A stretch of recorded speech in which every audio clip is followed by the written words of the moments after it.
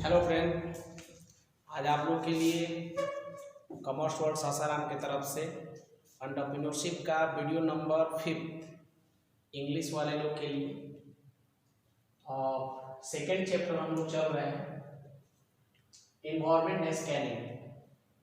तो आज के सेशन में हम लोग बात करेंगे इम्पोर्टेंस ऑफ इन्वायरमेंट। इन्वायरमेंट हमारे लिए क्यों इम्पोर्टेंट है, क्या उसकी इम्पोर्टेंस हमारे लिए।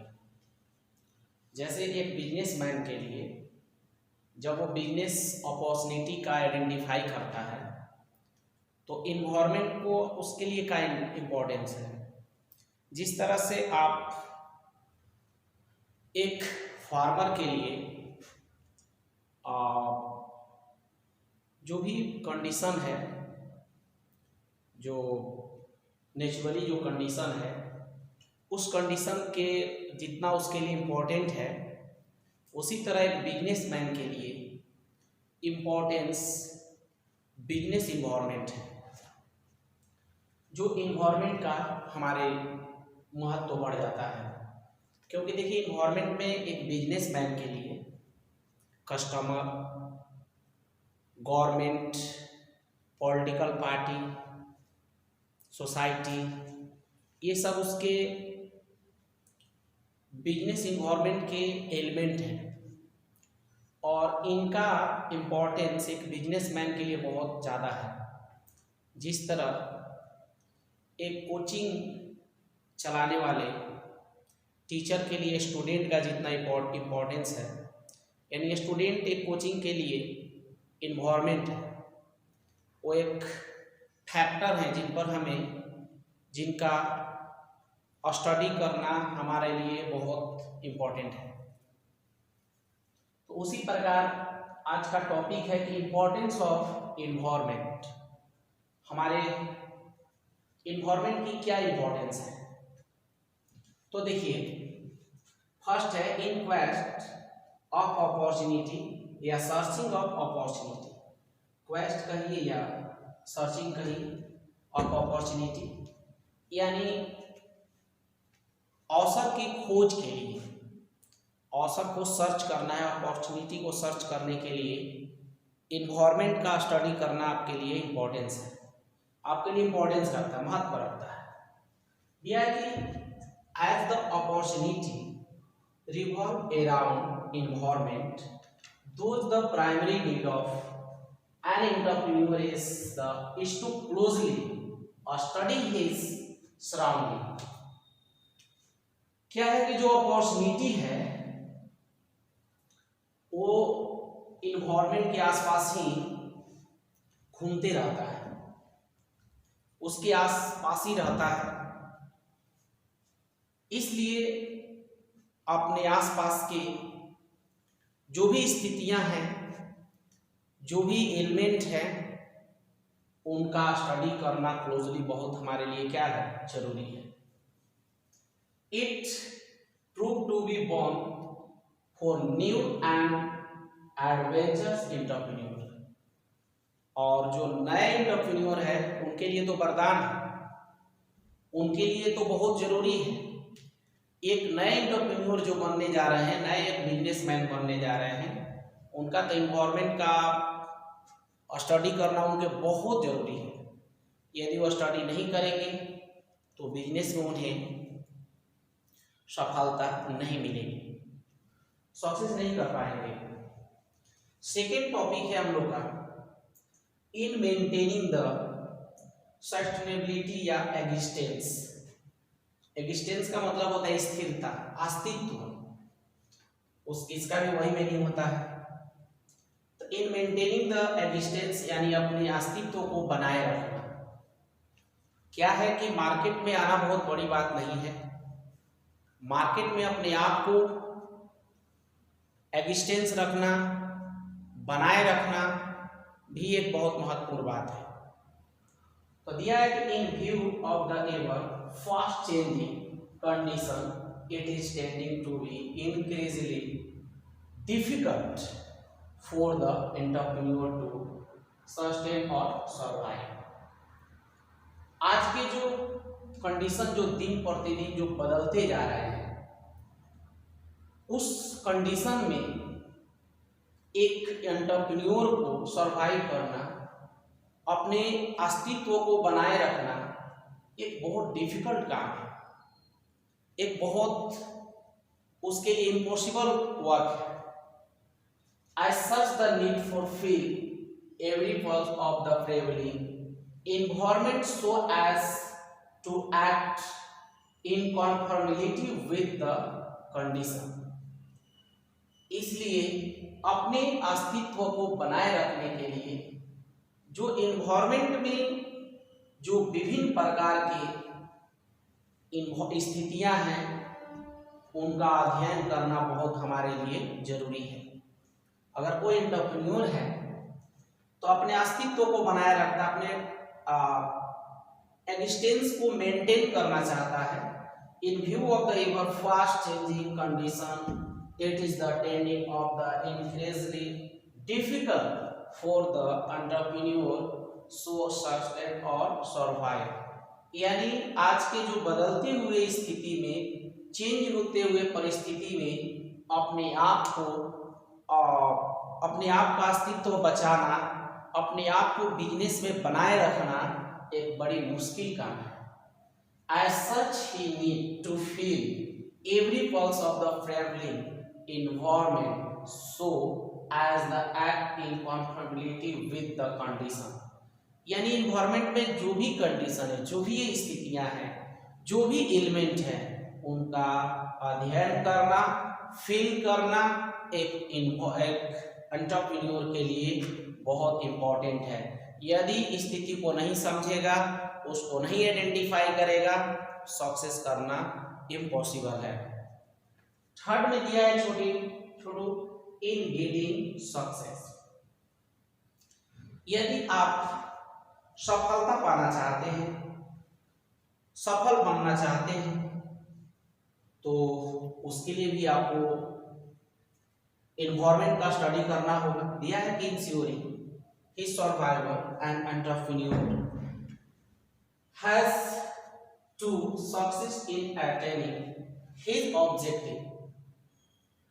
यानी अपने अस्तित्व को बचाते हुए, अपने एग्जिस्टेंस को, अपने सर्वाइवल को देखते हुए यदि आप अपने ऑब्जेक्टिव को प्राप्त करना चाहते हैं, सफलता प्राप्त करना चाहते हैं, तो it is possible only when he keep his I rivet on the changing scenario and adopted himself accordingly.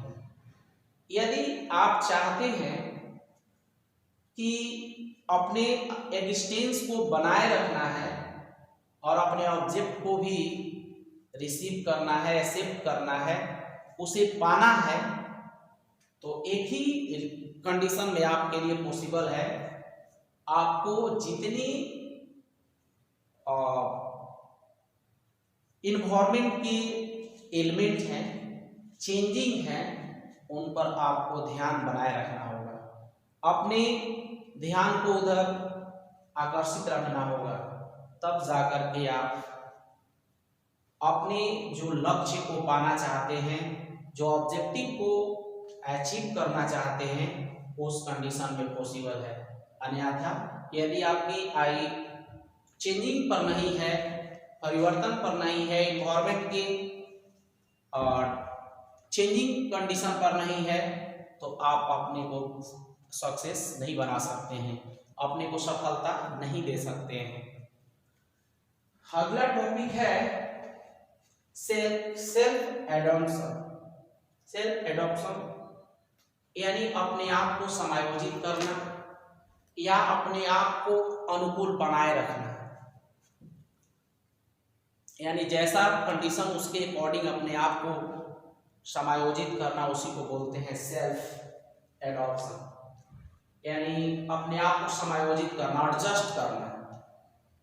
दिया है कि the study and scanning of environment inspire and motivate an entrepreneur adopt himself to the changing condition and also to reap benefit by turning the situation his forever which is very important. देखिए, जो अपने आप को यदि आपको adjust करना है, आपको समायोजित करना है, अपने आप को अनुकूल रखना है, इन्वायरमेंट के अकॉर्डिंग रखना है, तो correct the study and scanning of environment, यानी इन्वायरमेंट का आपको स्टडी और स्कैनिंग करना होगा, और स्टडी स्कैनिंग करके उससे इंस्पायर एंड मोटिवेट अपने आप को इंटरप्रेन्योर करता है, और जो भी माने चेंजिंग कंडीशन के अनुसार अपने आप को इंस्पायर करता है, अपने आप को प्रेरित करता है, और जो भी सिचुएशन है, टर्निंग सिचुएशन है, उसके अनुसार अपने आप को बदलने का काम करता है। पहले जो भी इन्वायरमेंट है उसका स्टडी करता है, उसके अकॉर्डिंग अपने आप को इंस्पायर करता है, और जैसे इन्वायरमेंट में चेंजिंग आती है उसके अनुसार अपने आप को बदलता है, चेंज करता है, तो उसी को कहा जाता है सेल्फ एडॉप्शन, यानी अपने आप को समायोजित करना, और स्टडी करना, और स्टडी करने के बाद जैसा सिचुएशन है वैसे सिचुएशन में अपने आप को कन्वर्ट कर देना, ये सेल्फ एडॉप्शन होता है। तो ये हम लोग पढ़ रहे थे इंपॉर्टेंस ऑफ इन्वायरमेंट। देखिए, सेकेंड आज के जो सेशन में है टाइप ऑफ इन्वायरमेंट। अब हम लोग पढ़ेंगे टाइप ऑफ इन्वायरमेंट। तो फर्स्ट टाइप है इन्वायरमेंट का इंटरनल इन्वायरमेंट, आंतरिक पर्यावरण। Internal environment involves those factors which remain under the control of the entrepreneur। Internal environment में वैसे सभी फैक्टर को इन्वॉल्व किया जाता है जो फैक्टर एंटरप्रेन्योर के कंट्रोल में होता है। जैसे देखिए, इन्वायरमेंट का जो एलिमेंट है बिजनेसमैन के लिए कैपिटल भी है, प्रोडक्शन पॉलिसी भी है, कस्टमर भी है, और गवर्नमेंट पॉलिसी भी है, नेचुरल क्लाइमेट भी है। तो ये सब इन्वायरमेंट के एलिमेंट हैं जो हमारे एक बिजनेसमैन को इफेक्टेड करते हैं। तो एक ऐसा इन्वायरमेंट जो हमारे ऐसा इन्वायरमेंट के फैक्टर जो एंटरप्रेन्योर के कंट्रोल में होता है, उसके अंडर में होता है, जैसे land, production, capital, labour, building. ये सब जो एलिमेंट है इन्वायरमेंट का जो फैक्टर है, ये मेरे ऊपर डिपेंड करता है, बिजनेसमैन के ऊपर डिपेंड करता है कि वो लैंड को उसकी जो क्वांटिटी है, उसकी जो आवश्यकता है उसके अकॉर्डिंग उसको बढ़ा सकता है, घटा सकता है, ये उसके ऊपर डिपेंड करता है। प्रोडक्शन भी इंक्रीज भी कर सकता है, डिक्रीज भी कर सकता है, कैपिटल को भी इंक्रीज और डिक्रीज किया जा सकता है, लेबर को भी, बिल्डिंग को भी अपने अकॉर्डिंग बढ़ाया घटाया जा सकता है। यानी ये अपने अंडर के फैक्टर, ये भी बिजनेस को इफेक्टेड करता है, ये भी हमारे बिजनेसमैन को प्रभावित करता है, लेकिन इस पर मेरा कंट्रोल होता है। दूसरा है एक्सटर्नल इन्वायरमेंट। दूसरा फैक्टर ये है कि हमारे पास एक्सटर्नल इन्वायरमेंट यानी बाहरी वातावरण, बाह्य वातावरण। These are the factors on which the entrepreneur has no control। ये एक ऐसा फैक्टर होता है, ऐसे फैक्टर इसमें इन्वॉल्व किया जाता है जो हमारे एंटरप्रेन्योर के कंट्रोल में नहीं होता है, जैसे economical, social, political, technical, competitive, shortage and market. ये हमारे बस की चीज नहीं है। या एक एग्जांपल कस्टमर भी ले सकते हैं, सोशल में जैसे कस्टमर आ भी सकते हैं। तो इकोनॉमिकल, सोशल, पॉलिटिकल, टेक्निकल और कॉम्पिटिटिव, शॉर्टेज एंड मार्केट, ये मेरे कंट्रोल की चीज नहीं है। ना समाज मेरे बस की चीज है, ना आर्थिक जो कंडीशन है इकोनॉमिकल जो है वो मेरे बस की चीज नहीं है। पॉलिटिकल तो आप समझ सकते हैं, राजनीतिक पार्टियां मेरे घर से थोड़ी बनती है, या टेक्निकल जो चेंजिंग होता है उस भी मेरे बस की चीज नहीं है। तो ये दोनों बिजनेसमैन को इफेक्टेड करता है, बट इंटरनल इन्वायरमेंट पर कंट्रोल होता है और एक्सटर्नल इन्वायरमेंट पर एंटरप्रेन्योर का कंट्रोल नहीं होता है।